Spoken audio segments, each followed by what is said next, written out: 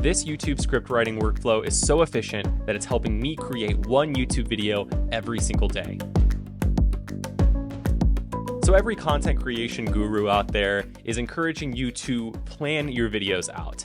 And this is a really good idea. It helps you not enter a video with just an aimless mission.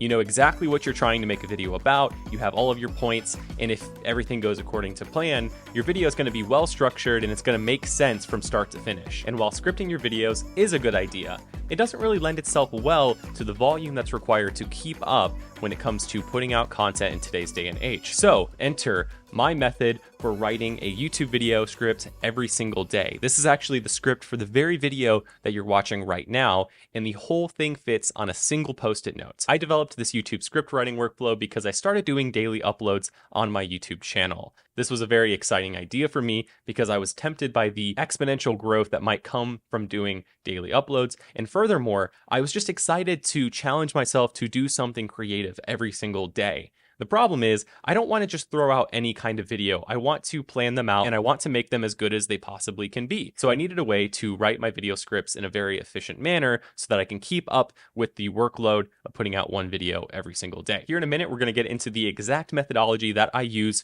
to write my scripts. But first, I need to sell you on this idea a little bit more. You might be a little skeptical about how you can fit an entire YouTube script on a single post-it. And well, on one hand, it does help if you can write very small like I can. But there's a few reasons why I think this works. The first reason why I think this works is because the post-it note and the small form factor of the post-it note provides a constraint. And I find that constraints are an excellent way to foster creativity. The reason why I think this works is because creativity, it can sometimes fall victim to analysis paralysis. You have so many options before you, and you can get kind of paralyzed by the idea of choosing between them. The post-it note helps solve the problem of the blank page by just providing a smaller page. It's not a very daunting task to fill this up. And once you filled it up, you're basically ready to start a video, and it's best not to overthink the things that you've come up with. And that leads us to the second reason why I think this process works. The second reason is because the post-it note is such a small piece of paper to fill out that it doesn't take you very long to do it. This helps solve our efficiency problem by not forcing you to devote a ton of time into scripting your videos. All you need to do is just fill out this one tiny little page. This is related to an idea that I've had for a long time about how a little bit of effort can go a very long way. By putting just a little bit of effort up front, it can pay off more than you probably are expecting it to. And it's a lot better than, for example, not doing this at all and not having a structure whatsoever and just going in cold to a video and expecting it to be any good. Putting a little bit of effort into just doing a basic structure is so much better than not doing anything at all. And well, what's proof of this is I feel like this video has been fairly cohesive. And again, this whole video is on this little piece of paper right here. With all of that out of the way, let's jump right into how I actually can script out a video using this post-it note. And I'm going to show you any necessary shorthand that you might need to know to make this work, including how to designate speaking sections from B-roll sections, etc. So let's jump right into that. Okay, welcome to the first overhead setup on this channel. It's kind of fun. So starting us off here today, as you can see, I have a lot of post-it notes just kind of scattered around. These are all different video ideas that I'm either working on or have worked on recently. So if ever you felt like stealing one of my YouTube video ideas, now would be the time to do so. Just zoom in on one of these and you'll be good. So starting us off for today, I already have a YouTube video idea. The video is going to be called A Love Letter to Final Cut Pro. So I'm a big fan of Final Cut Pro. I actually prefer using it over DaVinci Resolve and Premiere Pro after, trying all of these different editing softwares for years. So this is a video that I've been wanting to make for a while. So what I usually do is the header of this post-it note is the title of the video. And I try for the title of the video to also serve as the hook.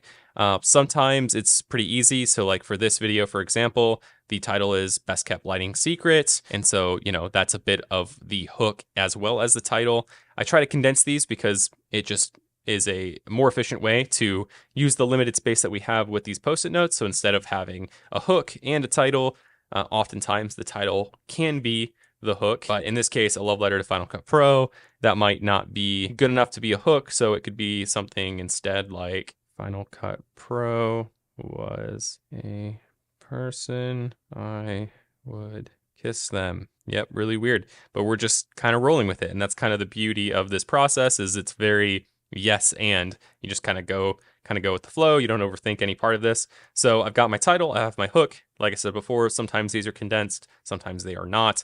Like for example, with the best kept lighting secret one, I started the video by saying this is the best kept secret when it comes to video lighting. And so, that's essentially encapsulated in the title as well. However, I think this might be a little bit different. Okay, so jumping right into it, I'm going to start with basically the beginning of the video. What do I want to show? So I'm going to create a little dash here. One thing I do, and it helps that I have very small handwriting, I can actually do 2 lines per each of these lines on the post-it notes. So each one of these is 2, as you can see with like this one. So I'm gonna do a little dash, start with a quotation, and I use a quotation to designate when this is an actual speaking part. So starting us off, I can say something like, the popular thing for filmmakers to do right now is switch to DaVinci Resolve, but not me. So sometimes I do try to write out full sentences. Sometimes I condense them a little bit, but this will be basically the intro of the video. I'm going to do another dash here and put a 1. So this is going to be the first point of the video. So the reality is that there are things in Final Cut Pro that the other pieces of editing software simply cannot do. So I'm going to just jump right into it. The reason why I'm not switching is because Final Cut Pro lets me store my media inside the Final Cut Pro library. So the reason why this is great is I don't have to keep track of my media as much as I would if I was using DaVinci Resolve or Premiere Pro. Kind of the days of creating a project folder and then having like sound effects, music, graphics, projects, exports, like having all of those folders within a project folder.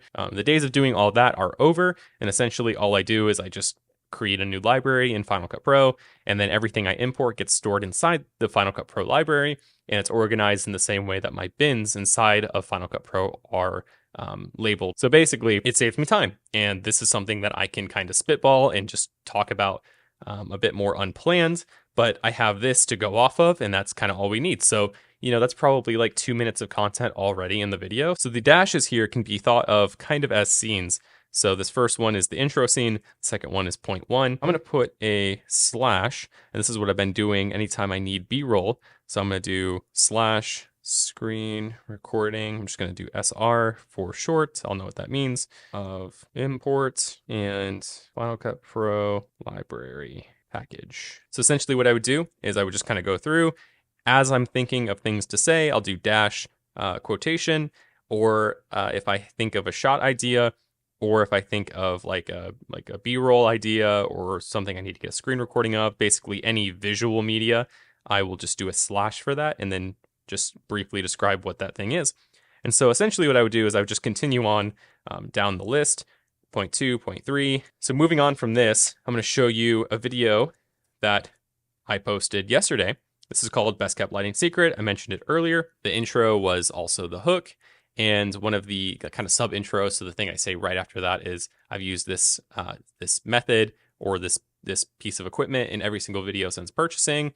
I give examples of me using it. So that's kind of the B-roll sequence that you see at the start of this video. But what's important isn't so much like how I do this exactly. The idea is that you can do an entire video script and do a pretty good job with it with like very little planning.